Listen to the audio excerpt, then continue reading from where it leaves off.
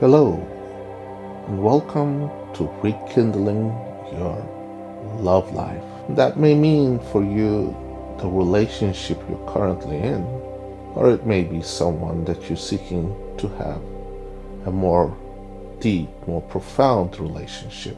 Whatever aim you may have, rekindling your love life is a very important step in finding a balance in our lives. We are social creatures. We seek to interact with others. More importantly, we need to share our love, our affection, our desires for one another. And at this time, you may be thinking, how can I make my life more beautiful, more peaceful? How can I share the love that I have with someone who's special? Or it may be, how can I make the love that I have in my life become more profound, deeper, more sensual, that brings fulfillment both for myself and my partner? To achieve this, we must go deep down and remove the blockages that we may have that stops us from exploring those sides of ourselves that wants to connect in a more profound and deeper way with another human being. The problem arises when we have priorities that overtake our intimacy, love, and affection we may have for someone else. And because we are not placing this as our priority, everything else becomes more important. And what you focus on gets amplified and becomes the main theme of your life.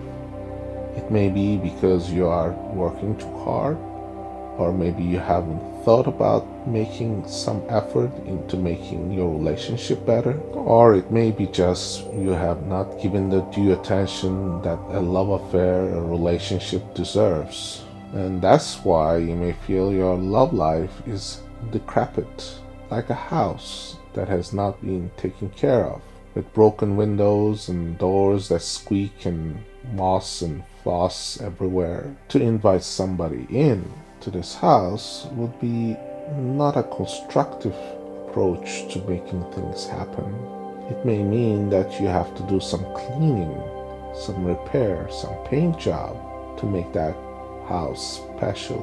For the purposes of this recording, we shall call this the love house, the house that you are going to dwell in your relationship. This is the house that you place all your important things that you wish that you could share with someone else, like your intimacy, your affection, your love, and it must dwell in this one space that we call the love house. In our lives, we take on different roles, sometimes as parents, or sometimes we as lovers, or sometimes as workers, or even different tasks. We may play one role to someone who's young and inexperienced. We may play a different role to a baby, or we may interact differently with our mothers or fathers or our siblings.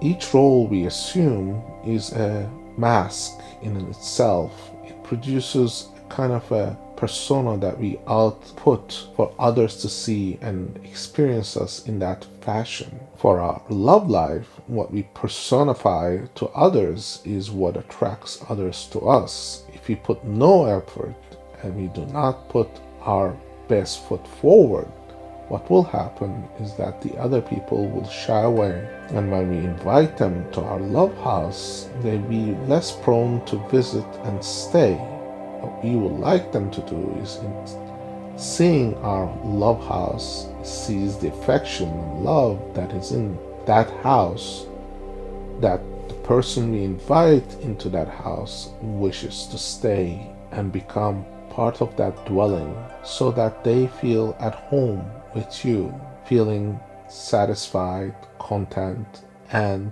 in love, in sharing what is most beautiful in life, which is the moments that you have together. Obviously, this is not going to come all by itself. You must put your effort and your best foot forward, and that means you have to train your mind to be tuned into that frequency that brings love into your life. Now, most people don't think of themselves as transmitters or receivers of energy, but we do all interact with one another. Every time we speak, every time we feel an emotion, we are vibrating at a frequency. And that frequency either attracts love or hate or different types of emotion from others, also brings us to that point where we are also receiving and sending out those messages that are inviting or saying to others, stay away.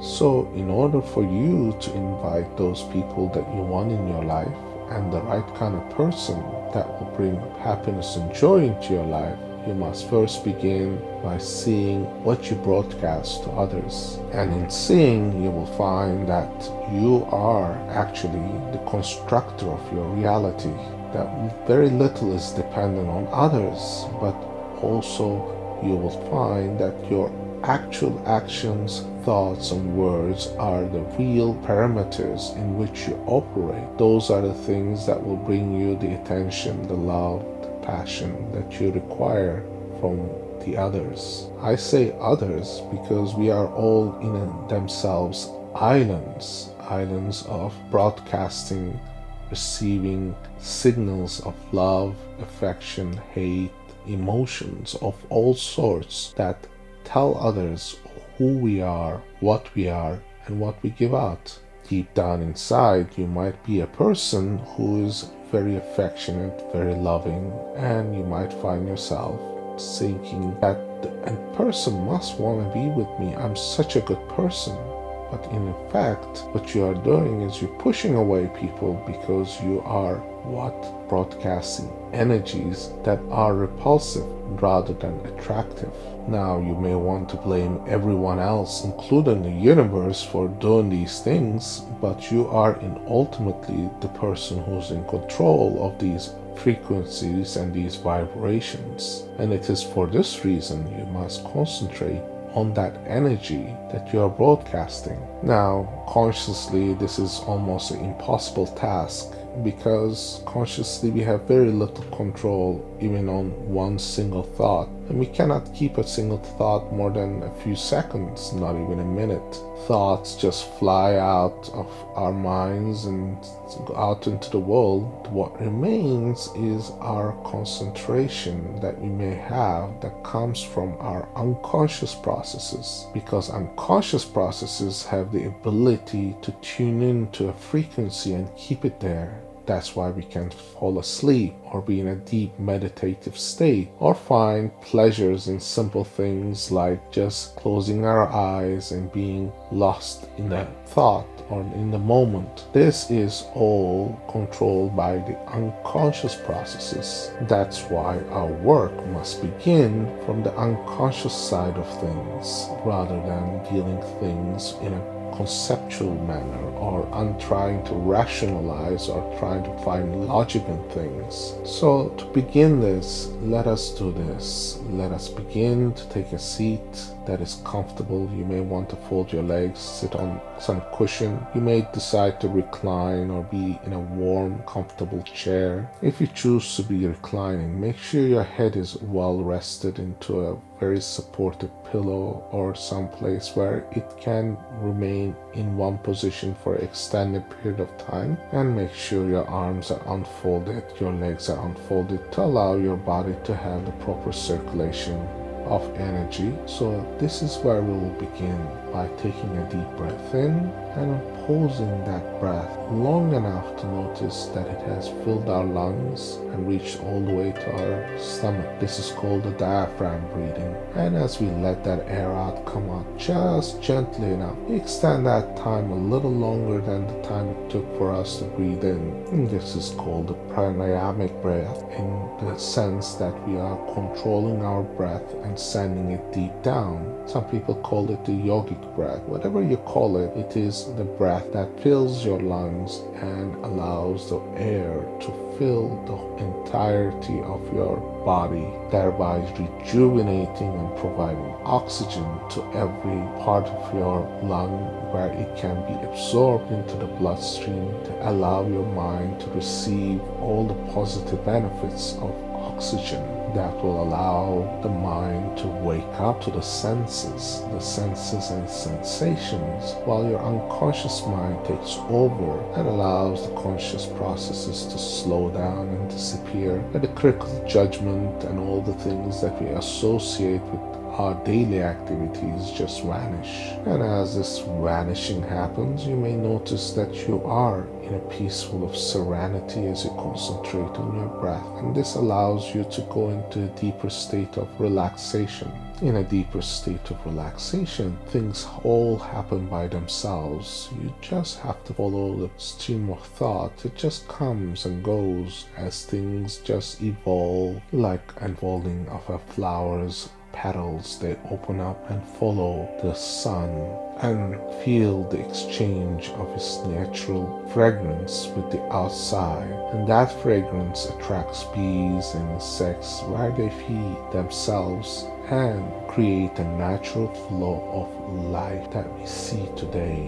Now, as you do so, notice how you are actually part of this whole circle of life, that you give out energies, you get energy from others, and you circle this energy inside. Some of those energies are negative energies which we must relinquish so that the positivity resides within ourselves. To do this, I would like you to concentrate on the top of your head and turn your eyes up towards the top of your head as if you're looking at a moon from the top of your head towards the sky.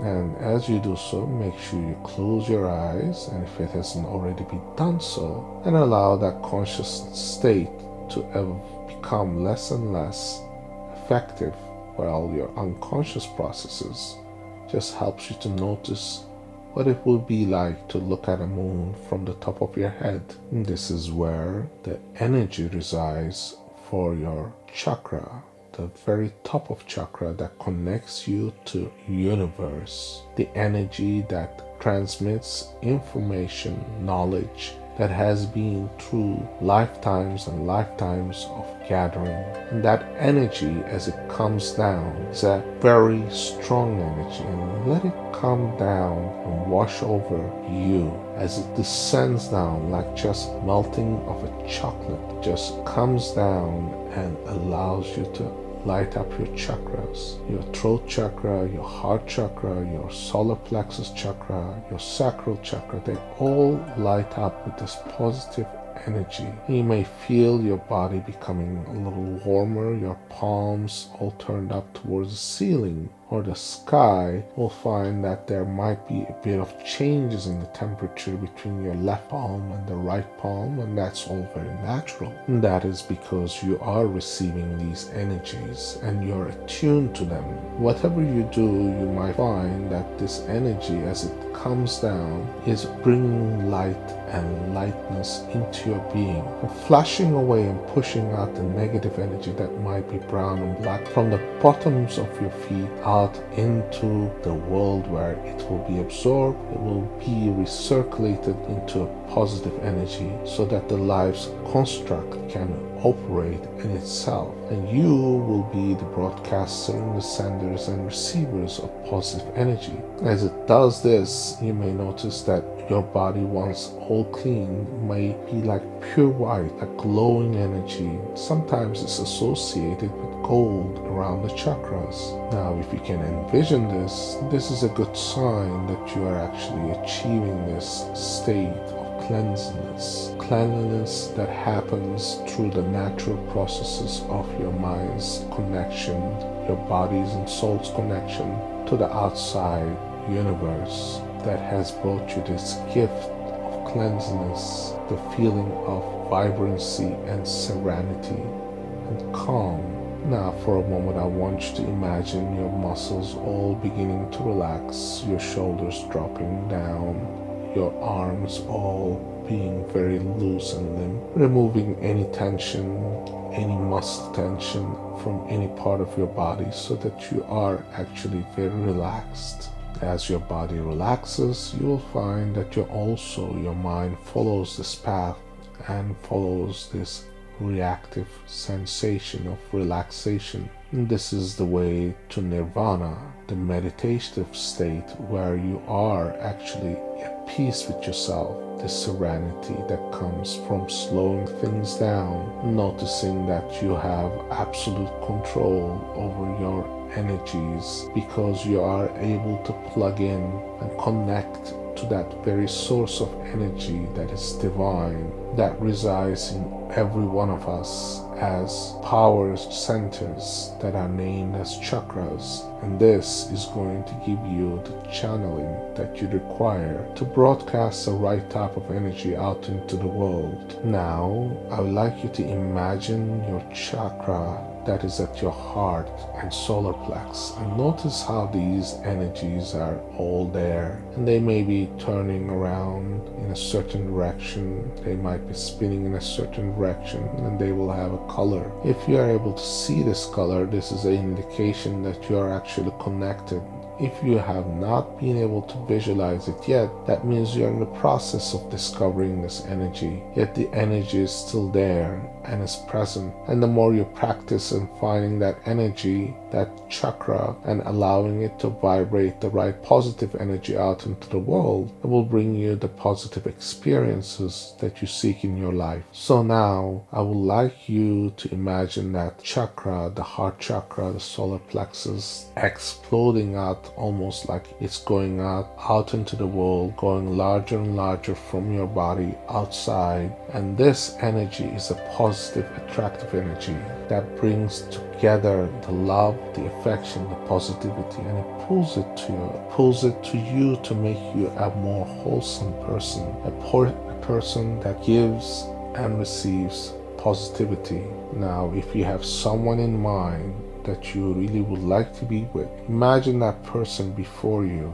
seated or in the same position as you are, about 6 to 8 feet away, so that's like 2 to 3 meters away. See them. What are they wearing? What do they have? What's their facial expression? As you see this person, now begin to broadcast your signal of positivity and love to that person until their energies connect to yours. And let that energy envelope this person, bringing you closer as they kind of float towards you. Notice that your chakra, heart chakra, is connected to their heart chakra. Your solar plex is connected to their solar plex, in a kind of an energy exchange that is growing stronger and stronger as they come closer to you. And as they come very, very close, you may notice the energy becomes a bubble in which you both are contained. In this bubble, anything that is beautiful can happen. Affection, love, and peace of mind that comes from knowing that you both have the right feelings, the right mentality, the right thoughts for one another. That energy can procreate to produce offspring as well as produce an intimate affection and love that may translate into a sexual energy, because it is only natural that you may wish to express this love. If this person is somebody whom you admire or you wish to have closer relationship with, and yet you want it to be keeping it into a different frame of mind, that can also happen in this space. Now, please embrace that person before you as that person embraces you. Notice that your bodies are actually almost one, because you are connected in a deep sense, in a profound way. This profoundness is going to be transformative, because each time you see this person, I would like you to imagine having this bubble of energy and hugging this person as if they are part of you, and you will notice how their behaviors, their actions will change and transform. But here, there is one key component to making this work, and that is not to have expectations. Expectations brings boundaries and limitations to the experience of this energy. Your energy should unfold in its own natural way. And if it's meant for you to be with this person or share your love and attraction and your physical being, then it will unfold in itself in the most natural way, because everything in nature has its own course, and each energy has its own vibrancy and frequency. And it is for this reason you must allow the natural processes to happen, rather than constraining those energies into limitations posed by consciousness. You must allow these energies to come out as they should. Now I want you to return in your mind to the space that you're in now, and keep this in mind, that you are able to bring yourself to this state of altered reality, meditative state that allows you to become one with another person, another human being, that you are able to share your affection, and that you trust the nature, the source, the course of life to bring you these positive experiences because you deemed it to be so, and that your deem and your actions and your words and your thoughts will work to bring those wonderful experiences into your life. And this is called the manifestation of reality, which takes practice. But the practice requires habits of being in meditative state, repeating things. So for this to become a meditative state, you would at least need 21 days of meditative practice, so that you are able to bring yourself these changes. Changes may require months and months, and even sometimes years.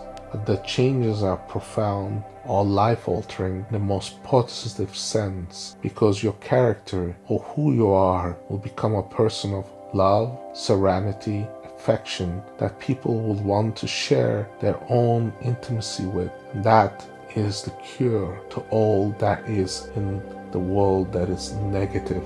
All the hate is wiped away when there is love and affection. When there is love and affection, things happen because they are coming from the right place. Not from jealousy, not from hate, not from things that make us less than our ideal perfect selves. Our ideal and perfect selves are loving creatures, human beings that want to be in unison, that have been separated by the forgetfulness that we are all one. Now, as I bring this to closing, I want you to notice that all that needs to be done is know that you have to put in the work, being able to access that part of you that is meditative, that is unconscious, that comes from a pure sense of love. And as you do so, you will be well on your way to becoming a better person. Let us now celebrate this moment by chanting the words of love and peace. Peace is Shanti, and in the yogic tradition you can chant 3 times to call this energy to you. So let us begin. Om Shanti Shanti Shanti, and respect to you. That is Namaste. Namaste. Thank you for listening, and I'll see you in our next session.